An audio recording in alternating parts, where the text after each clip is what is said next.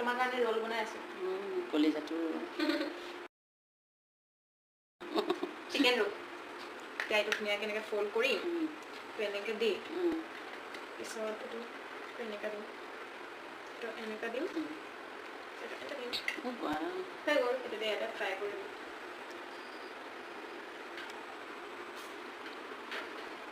আম্মাৰ কাৰণে ৰোল বনাই আছো চিকেন ৰোল এতিয়া অকণমান তেলতে ফ্ৰাই কৰি দিম দেই আমাৰ বেমাৰ ভাল হৈ যাব ভাল হৈ যাব চিকেন ৰোল বনাইছো দেই মই